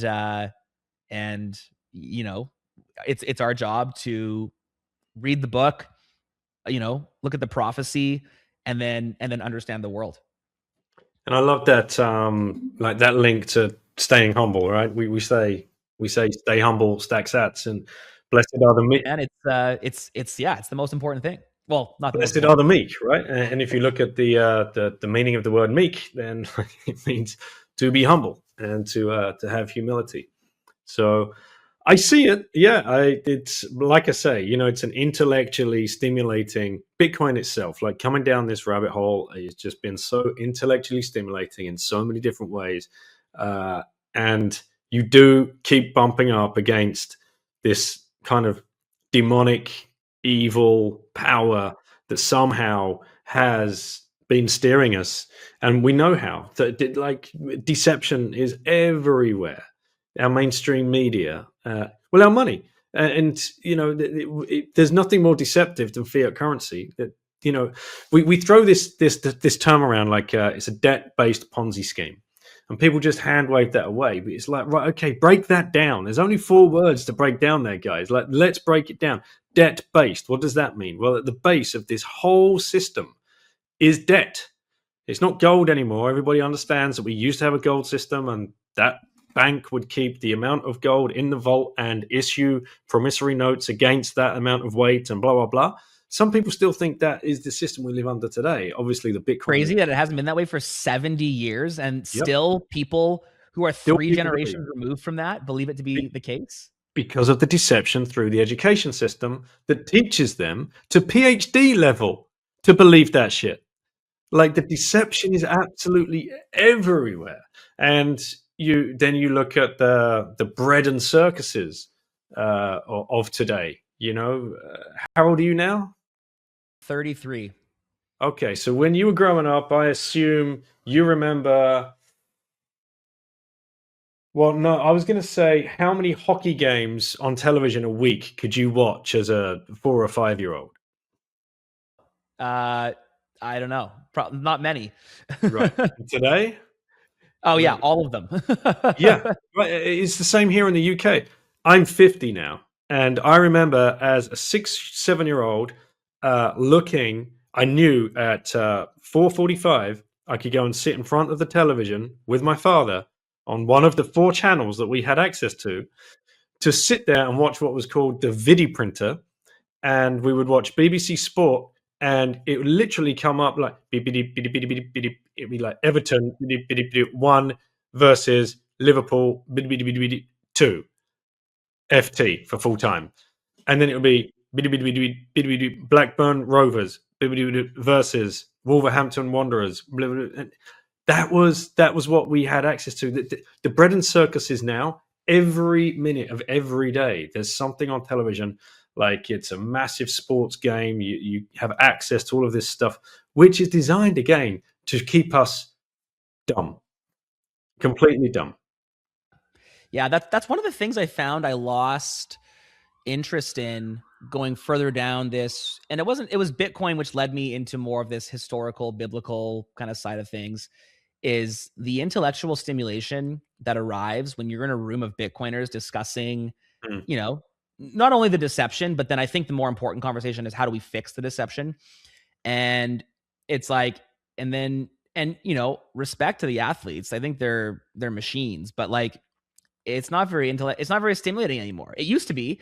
Same with playing at the slot machine or blackjack. It's like, yeah, it's just this changed desire that comes over you because your stimulation comes from solving problems and being awakened, not from mind-numbing dopamine anymore. Mhm. There's a great Bitcoiner. I'm not sure if you've had him on before. The author of Modern Chains, and why is his name escaping me right now? I'm thinking of his Noster. It will come back to me. Neil Fisher and Flesher, and he talks about. So it comes back to the quote: "Forgive them, for they know not what they do." And I really struggle to forgive the central bankers, the people, the Paul Warburgs, the people that were on Jekyll Island. I cannot find forgiveness in my heart for people that went there with the intent to completely rape and pillage humanity and set up world wars. I just cannot find forgiveness. And but I know a true Christian would say your forgiveness is um their cross to bear, their sore, their wound. It's yeah, it's yeah, it's tough, man. Because this last century under this system has just seen so much. You think then, you in the UK, me in Canada, maybe Australia is the triad of like nations that are about to fail. You're in the UK, I'm here in Canada. Um, what the heck are we doing, man? What does the next century look like? Like, what are we setting? One thing I care, my oldest is 9. And so he's maybe not him, but maybe my grandkids from him and my other kids are going to be living in a very different Canada, if Canada at all. Why are you still in the UK, and what do you think the answer is over the next century? Yeah, I barely recognize countries anymore. I just recognize a planet, and that came from the travel, and it came from being in a different country, sometimes week after week, and realizing at the very base level of humanity, people are wonderful, they're helpful, they want the best for other people. We saw random acts of kindness in every city that we went to, especially when you're a young family walking around, half lost trying to navigate public transportation systems. We had wonderful experience in Italy where we were riding the public transport for free, essentially, because the only way you could buy tickets to get on the buses was from the little tobacco huts, but all of the tobacco huts were closed because it was August. So you're caught in this catch-22 situation. It's like, well, you don't pay the driver, so you just get on, and you'd get on, and you get chatting to expats that lived there. They're like, yeah, don't worry about it, you're fine. Then you've got this Italian nonna that just sees my son, blonde hair, 4 years old, just picks him up, gives him a big cuddle, sits him on her lap, points out all the sights, and you know.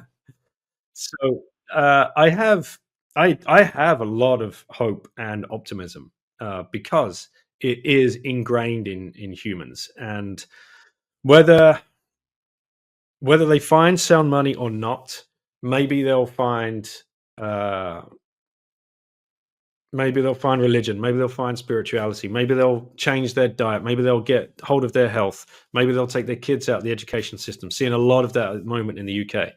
And the reason, to answer your question, to backtrack, why do we leave France?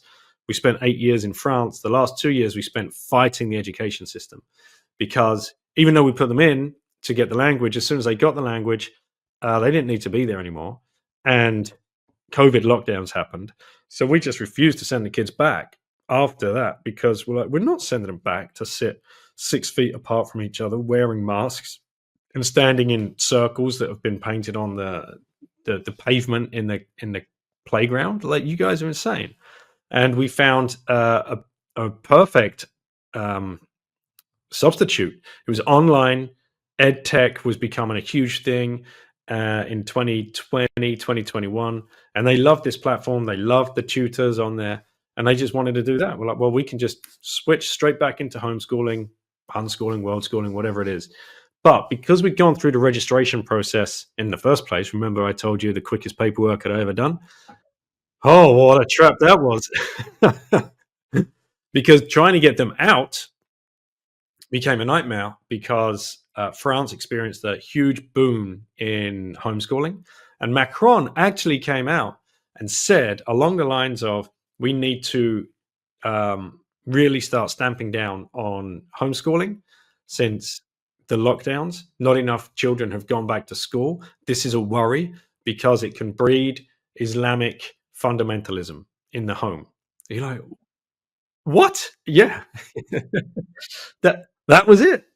And so, if you wanted to carry on in Does that not just scream like, even if I would probably agree that Islamic fundamentalism wouldn't be peak society, that is just showcasing this is an indoctrination play. Like, Mhm. it's just and whether or not you agree with what is being indoctrinated at the time, you have to disagree with indoctrination as a practice, because Oh, completely, if somebody completely. can change the rules, then you're exposed.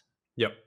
Indoctrination and grading. Look at grading, like what the kids have to go through at school. Like any form of grading is degrading. It's disgusting. You know, you're putting a number on a kid's head. But we grew up through that, and that is another form of control. So in France, they talk about the minute they get to secondary school, they're talking about their moyenne, and moyenne means average in English, and that's like, oh, that's what Auntie Betty asks the first thing she sees her niece or nephew after 6 weeks. Oh, good. How's your moyenne? Like, tell me about your moyenne. So you're degrading a child to a number, and this Credit, basically. and when you look above every schoolhouse, it says fraternity, liberty, equality, and this is Masonic, Masonic language, right up, straight in your face, brotherhood stuff, and going down that rabbit hole of Freemasonry and how that was infiltrated. That was why I asked about infiltration, because you see these forces. Yeah, I'd heard that term before about the fallen angels and the Nephilim. I've not looked any really further into that. I did read a book called Pawns in the Game by a Canadian guy, William Guy Carr. You would, yeah, you'd love that book. And he exposes the whole way the system has been set up. And then, God, you come up against the I word, right? Illuminati, which no one likes to even say. No one likes to say that word It's like because it's like Voldemort.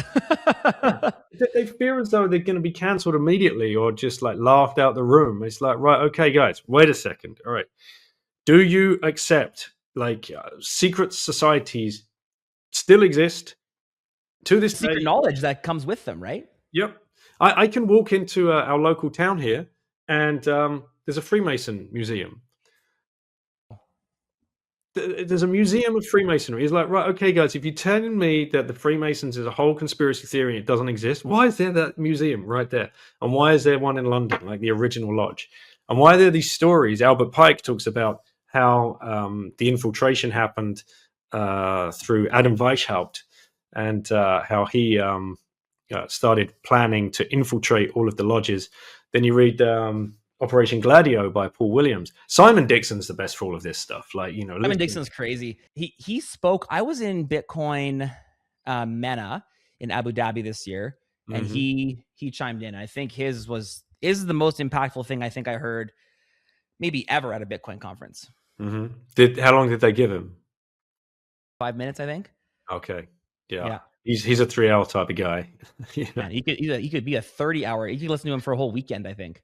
He's been on the podcast. He came on back in October. So if you want to go back and listen to that, we had a great discussion. And I like to leave action points for people, and short ones. So this is a short book. It's called Silent Weapons: The Secret Wars. You can see it's it's like a pamphlet. Yeah, and the story behind this is, and again, people just say, "Oh, yeah, right, whatever. That's a conspiracy theory. That never happened."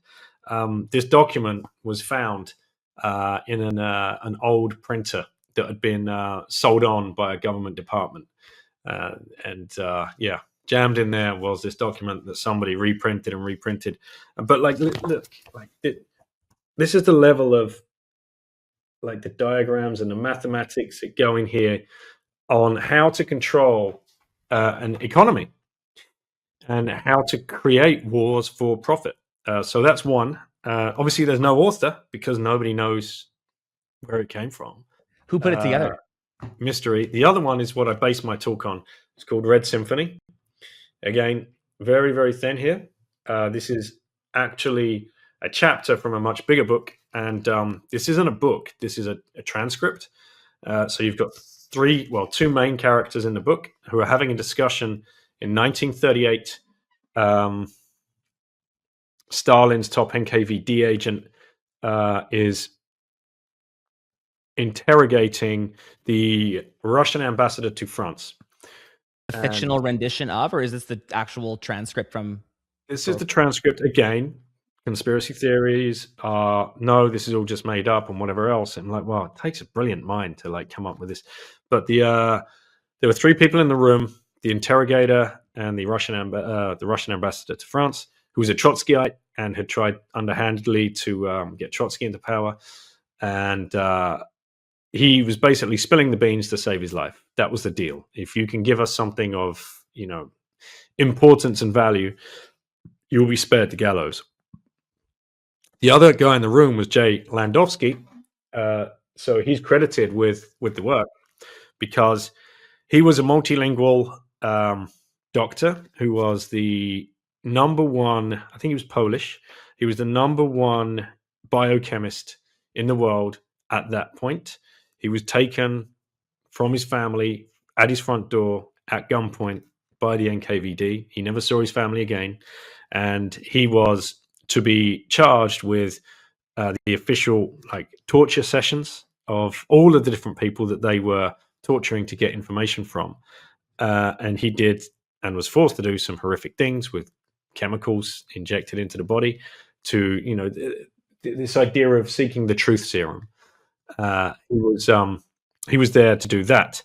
In this particular conversation, he only had to keep administering fine red wine, and they had it set up in front of an open fire, and the conversation unraveled. And he was basically telling him about the what he calls the international Comintern that basically rule the world by pulling the financial strings of all of the fiat currencies that existed in the world at that time, all of the stock markets that existed in the world at that time. 30s, you said? 38, yeah. Oh, dude. And then again, what do we get? 3 years later, we get Bretton Woods? Yep. Yeah. He was kidnapped in 36 and then in 1938 this. So his job was go back, because both of them were blown away by what they'd learned from the Russian ambassador to France. And he had to translate it now into Russian because the conversation had taken place in French. And when you read it, you can tell the intellect on these people is, different level. So he translated it into Russian so Stalin could have access to it. Needless to say, Rakovsky was not hung the next day. He managed to save his life with the unveiling of how the financial monetary system had been set up. And they very much points towards what we all have suspected, leads back to, the Rothschild dynasty.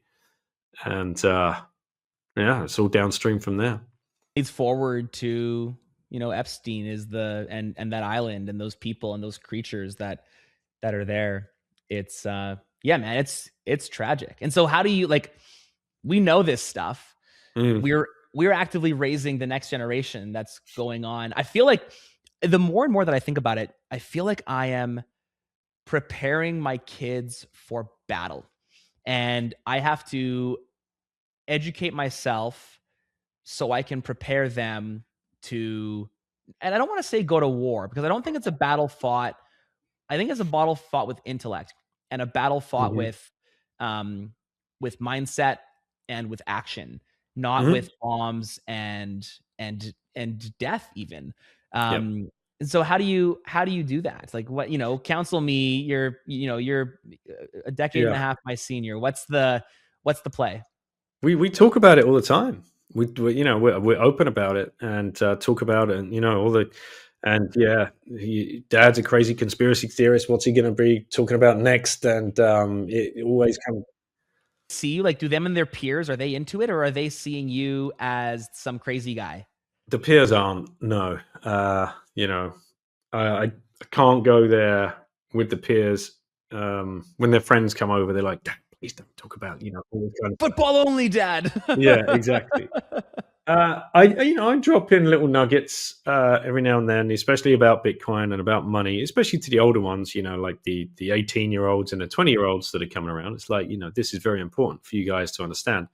And yes, opting out, to quote another Canadian Bitcoiner, Jeff Booth, you can't fight the system from within the system. So just opt out of it. And my message to them is stay as far away from these people as you possibly can. You cannot fight them on their playing field, because you will lose, because it's rigged. It's a rigged game. And why would you ever enter into a rigged game? You turn up to a football match and you realize that the other team have got 12 players on the. Are you going to tell the referee and say, like, this is ridiculous? And if the referee says, yeah, don't worry about it, this weekend we're going to let it slide, are you going to then play that, or are you going to walk off? Because the game has been rigged at the highest level, and there's no way. And this is where I do worry, and I think we've been very apathetic towards. I think Bitcoiners have lost their edge with being conspiratorial minded, especially when it comes to the coercion of Bitcoin or the capture of Bitcoin. And I've seen this play out in the last 2 or 3 years. Bitcoin treasury companies that are now just stacking vast amount of Bitcoins by accessing cheap fiat debt. Like, this isn't Jimmy Version of the debt-based system. Hey, yeah, and Jimmy Song did a great job on a panel with Jack Mallers and a few others over in Plan B. I think it's underwatched in Lugano. People should go and check that out, because what Jimmy's saying is correct. Like, you guys are you're falling into the trap. You're just rehashing this fiat system. Like, by accessing, debt instruments in that system, which is completely controlled and owned by the very people that we are trying to break away from. This narrative of it being a Trojan horse for fiat to be, wedged into Bitcoin, and we're going to bring all of this across to the parallel system. No, that's nonsense. Like, so what was that a disagreement on stage, or was everyone just agreeing with that narrative? No, Jimmy was pretty much the only guy up there, like, trying to. What's the counterpoint to that? Because I would generally, I think it's hard to argue that point, but what's the rest of the panel suggesting? Well, the prevailing narrative is, first of all, everything's good for Bitcoin, and if loads of companies start stacking Bitcoin onto their balance sheet, then surely that's a good thing, and that's good for everybody, because number go up. And you're like, number go up isn't what we're here for, guys. We're here for number of people go up. Freedom go up, bring on all of that on. And of course, that's all downstream of getting all of that fiat into Bitcoin. He's like, well, that fiat is infinite. It will just keep getting printed. And if you're creating honeypots, because these so-called Bitcoin treasury companies, then they're not offering any goods or services, or, it's different if your mom and pop store are stacking Bitcoin onto their balance sheet to save their business. It's different. So Saylor's obviously the best example here. MicroStrategy, the original play was, let's get Bitcoin onto the balance sheet, give ourselves, a huge runway, look after our employees. That's of course, like, brilliant. But point now of Bitcoin, it's the point of sound money. Exactly. But now with all of, like, the financial engineering that's going on, and all of these different products that are coming out in order to raise debt, to pay interest back to people on money, on capital that might not have even existed in the first place. So we get back to usury, which is covered in this book again, Red Symphony. Then not only that, you're creating honeypots, because these companies, they are, one, registered. So they're registered companies within the country in which they exist. And then not only that, if they're listed, they're registered and listed onto the stock exchange. So you have very little power and autonomy over your company. And if there's going to be a subpoena then like, your Bitcoin's gone, because it's not in self-custody. None of these Bitcoin treasury companies are self-custodying their Bitcoin. They're using third-party custodians. They can just be subpoenaed at any stage, whether that's France or England or Canada or US or Australia, wherever because they're popping up all over the place. This is a worry. And the prevailing narrative of strategic Bitcoin reserve. Well, if you change the word strategic to stolen, I think we're going to get a lot closer to the truth. Well, what I mean, Trump told us Yep. it's going to be a budget neutral, and just like Executive Order 6102 Yep. was budget neutral. Yep. Confiscation in order for the greater good. And if you don't do it, you get punished with jail time or fines or both. That's going to be I think they're telling us in plain sight what the goal is. And this is a line that I like. I figure out what the line is, because the prevailing narrative of treasury companies is non-productive. It's simply a fiat token through and through.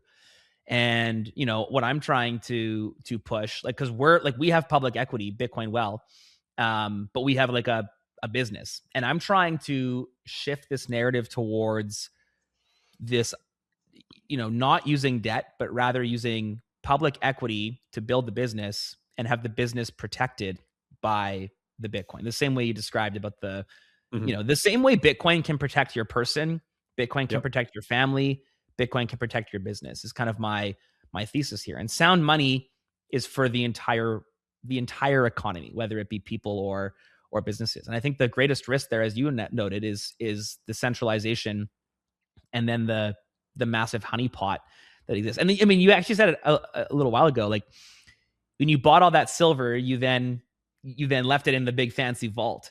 And the cool thing is that Bitcoin has the big fancy vault built into the protocol. And the physical nature of Bitcoin, or of metals, is actually what made it fail, what caused it to centralize. And I just worry that we're wrapping that same bug into Bitcoin, centralizing it by the hundreds of thousands. Like, Sailor has a meaningful percentage of the and it's sitting with a larger meaningful percentage of at Coinbase, creating not if, but when Coinbase gets subpoenaed for the greater good, to fund the war, to like whatever narrative, whatever lie you want to spin up at the time. And it's going to be a farce. It's going to be crazy. It's going to be the plastic straw, the plastic bag of the financial economy. And when that happens, all those coins go to the government. And I don't think that's good for Bitcoin. No, I don't think it's good for Bitcoin. And I don't think we're talking about it enough. I think you see people get shut down very quickly if they challenge the narrative of a Bitcoin treasury company. I've suffered that myself. You get shut down very quickly if you challenge the narrative of loans, of loaning your Bitcoin. Again, I've experienced that myself. But what I want people to understand is, like, you have this. If you have Bitcoin and you loan it to a third party in order to get fiat in return because you want to up your lifestyle or whatever it is that you need to do, you have no idea where that fiat is coming from. That is the little black box behind this whole thing. So if that fiat, if the loan provider have credit lines in place with Wall Street banks, you are literally getting printed fiat. You're getting counterfeit fiat in return for placing your Bitcoin in escrow. And you're then expected to pay interest on money that never existed in the first place, and that is usury. And we're talking 12%, seems anywhere between 8 to 12% seems to be like the. So Matthew Kratter did a great video recently about the dangers of Bitcoin loans. But we have some very loud voices in the space, proponents of Bitcoin loans and proponents of credit and proponents of debt. My hope is that people are a lot more careful when it comes to looking at these things because you're not opting out. You're still there. You're still in. Being careful look like, do you think? Dollar cost averaging, obviously, I think is the number one thing people should be doing when you originally first come into Bitcoin. Increasing your education as you go, and that means reading an article every day. There's no excuse anymore. The amount of educational content out there, considering when you started first looking at this, like, you'd have to wait 2 or 3 days for a weekly podcast, right? If you remember. It was Bitcoin Reddit, our Bitcoin, but before that was the IRC chats. Did you ever jump into the IRC chats back No, in? before my time. Oh man, Yeah, like that was it. That was how you talked about Bitcoin. yeah. But now you can listen to a podcast every single day and from every single country. So in probably every single language, I'm guessing, or you've got Probably an access. event in your country multiple times a year. Yeah. Which is wild. Like I remember a Bitcoin conference was like there was 20 a year around the world.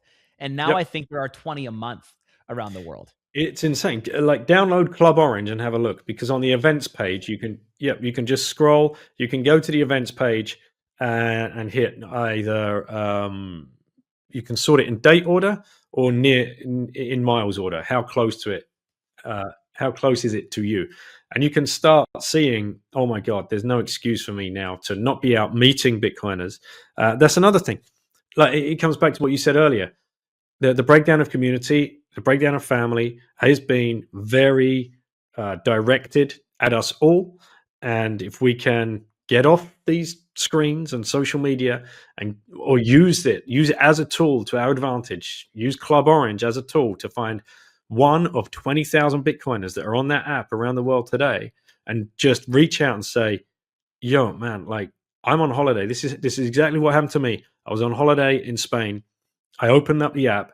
There's a dude 5 miles away, and this is all approximate, right? It doesn't dox your exact thing. It's going to give you approximate location. It says this dude is like 3 towns over, maybe. So you send him a chat, and you're like, huh, are you actually really here? He's like, yeah, bro. Like, what are you doing here? I'm like, I'm on holiday. Like, do you want to go for meet for a coffee? So absolutely. So it turns out I go and meet with the guy that was the DJ on Sailor's yacht for the 100K party. And we sit there, and you know what it's like when you meet another Bitcoiner. We like 2 hours go by, blah blah blah blah blah blah blah blah blah, and he's telling me about this project that he was setting up and why he moved to Spain, and about his family and what brought him to Bitcoin. And that is that's the human experience. Meeting people and sharing ideas and physical contact in real life experiences, and that's why I'm a big proponent of the meetups, the local town meetups. You can find those as well if you're traveling. You just open it up. Oh shit, there's a meetup here.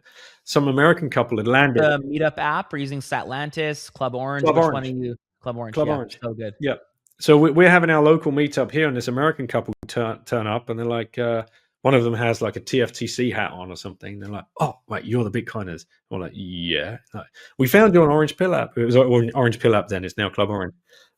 Can we? We're like, absolutely. Like, what are you guys doing here? Like, we just landed this morning, and we're here to check out the cathedral. And turns out it's your meetup. And they sat down and joined us, and for the next 3 hours, they enjoyed a pint of beer in an English country pub with English people. They plugged straight into our culture. And it's amazing. We had the shared experience of Bitcoin and sound money, and they were homeschoolers as well. So all of this good stuff. The app is so good. Hey, the people and you can just instantly, you can dive straight into good, intellectually stimulating conversation with these Bitcoiners. Is that because you're heavily involved, I think, still with the Free Madeira movement? Yeah, I mean that was a great initiative set up by Andre Loja over in Madeira, and that's because the president had visited his co-working and was asking his advice on how do we get more entrepreneurs and nomads to the island, because that's kind of a big part of their business. And he showed him on the idea of, well, become Bitcoin as Bitcoin friendly as you can. Let us, start raising businesses on a Bitcoin standard and advertising that, you and this island is open to people coming and using their Bitcoin. And he was totally on board with that. So Andre set all that up, and he invited, there was 12 of us from different parts of the world. He invited to come over, and we met the finance minister, we met the head of the tourist board, we met the energy company, then we met the president. And Andre just wanted to showcase, like, look, there's people from all over the world that are just as crazy as me about this thing. And that's why. So the president said, right, set up a nonprofit, go for it. You have my help, and I'll steer you in the direction of the people you need to be put in touch with. And that's how that project come to be. And since then, what's grown out of that is the SEC, the Sovereign Engineering Cohort, which is run by Gigi. So Gigi runs that with Pablo, and that got funding by Jack Dorsey at the Free Madeira conference back in 2024. So, and this is all just pleb work. That was one pleb that put his neck on the line and tried to make something happen for his community and his family. And it's just been excellent to watch that grow. The thing about Bitcoiners too, man, is we're just all very mission focused. Like there was probably a monetization realm in there, but it just wasn't worth finding. It was more important to get the work done, to set up the community and to move it that way. Because and I think that's how you're working with. Like I struggle to see another community like Bitcoiners that act that way. Everyone is in it to win it for themselves, whether it be the real estate community, the forex trading community, even in gold and silver, precious metals. I suppose there's a little bit more altruism, but I don't know. Oh, they're still degenning on the forwards markets. I guarantee you. It's a zero sum. It's zero sum. It's like enlightenment going on in Bitcoin, which I'm just, I don't know. I'm bullish on it. So go ahead. I was just going to say, the reason we can lean into these things as hard as we do is because, well, in my opinion, this is what I felt. You feel a certain armor built up around you because you've got truth on your side. Truth, like I know this to be true. Therefore, I can guide my actions in this manner. And if you'd have told me 6 or 7 years ago that I would be given presentations about usury and Bitcoin on stage to, I'm on after Lynn Alden. Like, you couldn't have, like, there's no way in the world that I would have believed that. And I would have been too nervous. But you overcome all of that because of what Bitcoin brings you, that peace in your soul, I suppose, that that what you're doing is the right thing, and not just for you, but for everybody and humanity as a whole. So that's about that too is I have a great deal of confidence walking around saying Bitcoin is objectively the best asset. Like I feel very, very good. And I say all the time, the second you can prove me wrong, I'm out. Like I'll jump ship to something that's objectively better. My qualifications are maximum freedom and maximum opportunity for humanity. That's kind of like, show me a money that does that better. Show me a system that does that better than the Bitcoin system. And I don't think you can. And I think that's cool. And there is a slight, again, we have to stay humble. It's probably hubristic to say there's an inevitability about this, but Parker Lewis, I think, puts it best when, and I'll have to paraphrase, sorry, Parker, but he will say something along the lines of our species, human beings, will naturally coalesce around the strongest form of money, or the best medium of exchange. Anthropologically speaking, historically speaking, that's a 100% outcome, and here it is. Like it's here, and I we're gonna have to wrap up because I've got to jump on another call. But you did ask me, you wanted my take on like the whole Knots Core BIP 110 thing. Me with your BIP 110 Yeah, insights. I'll just TLDR it. And talking of Parker, I mean, they've just released Jimmy Parker and Samson, and a few others have just released. It's blanking on me now. What are they? Open Ready? Is that what it's called? Or another implementation of what they see as a different implementation that people can run instead of Bitcoin Core.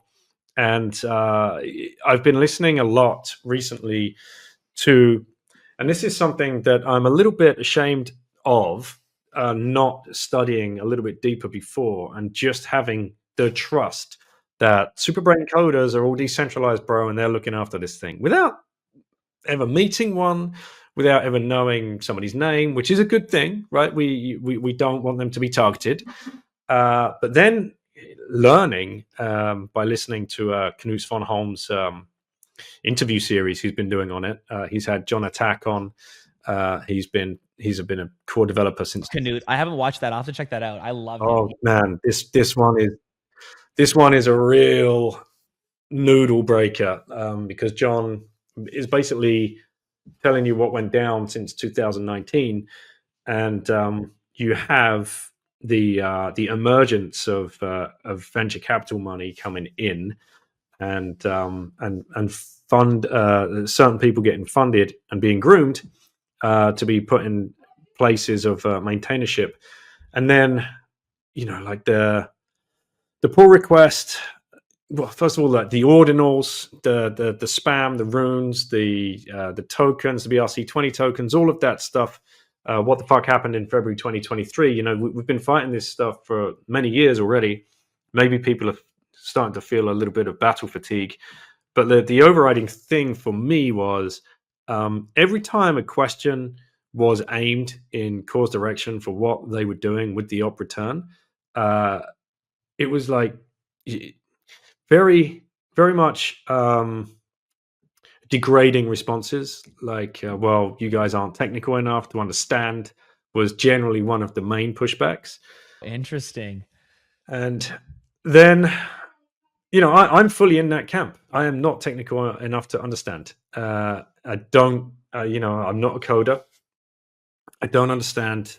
I couldn't read that code. I couldn't put in any commits. I couldn't put in a BIP of any sort.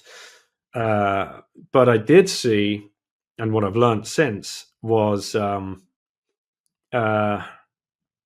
need for another client. And whether that is LibBitcoin, or whether that is Knots, or whether that is what Jimmy and Parker and Samson are working on now, that just makes more sense to me than to have one team of people whose names are now known, because they have to be known because they're funded, and the 501Cs have to now print their names and tell people. It's like, why wasn't I more aware to what was going on?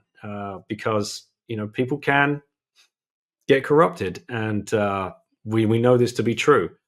So we're very much in a weird situation whereby September we're going to have the activation, come what may, and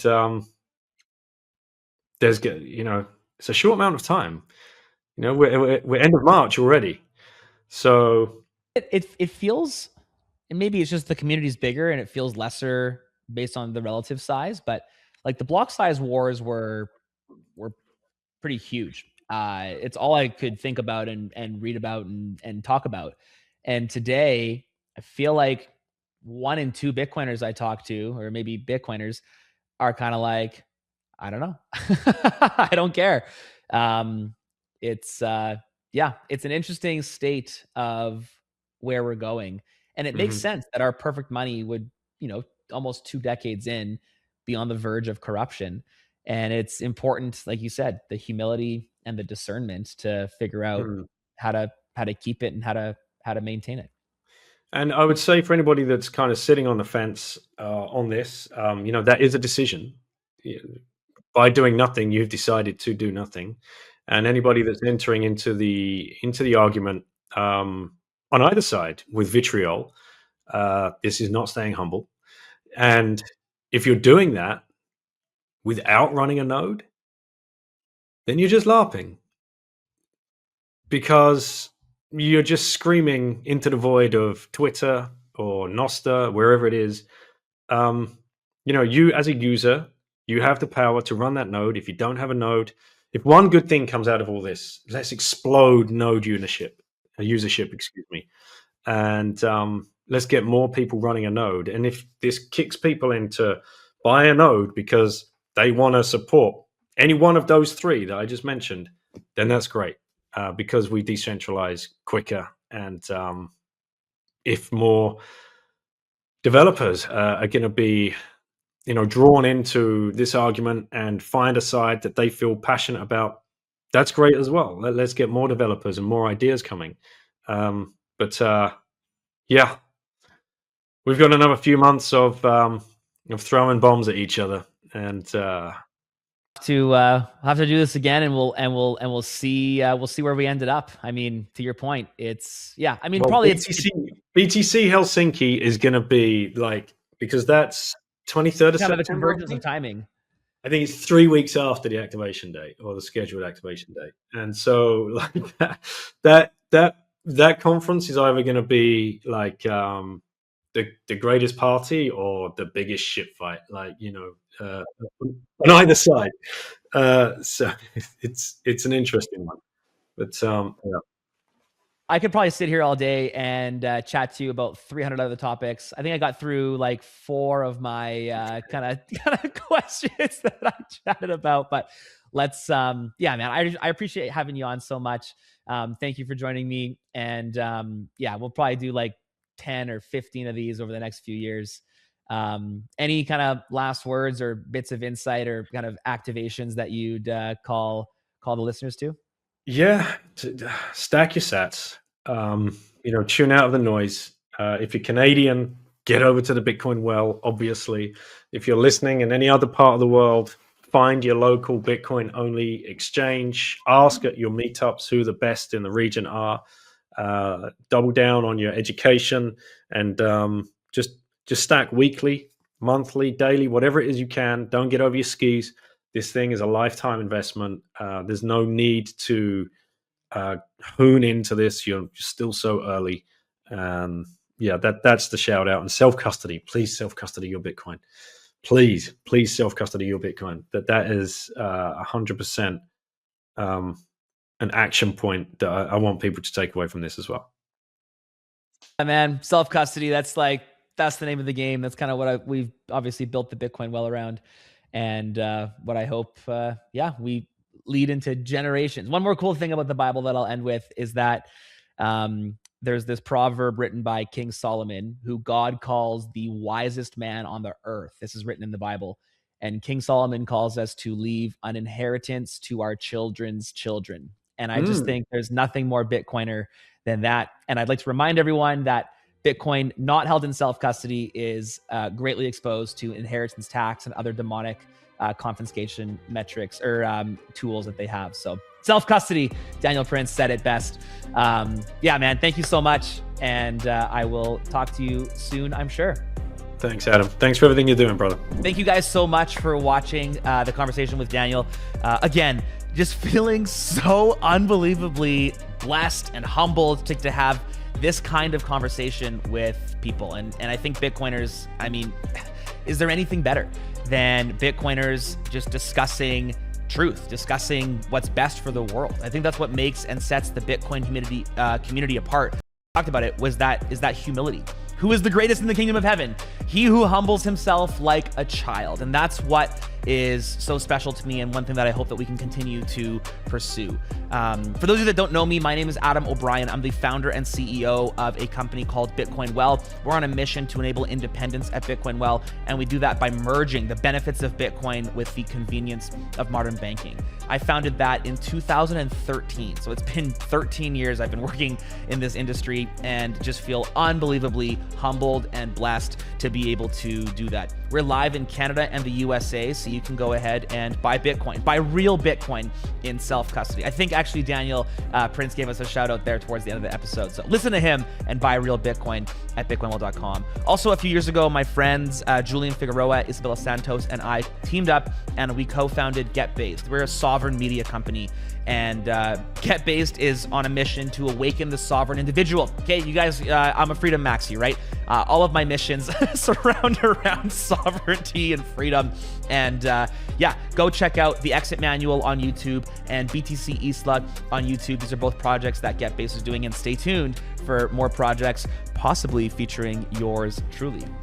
But most importantly, I'm a follower of Jesus. I'm a husband to my beautiful wife, Christina. We've got 4 kids. We've got a 5th one coming in the summer. And I'm just, feeling super humble for this community. Thank you guys so much. Appreciate all of you. And looking forward to the next conversation in a couple weeks. And see you then.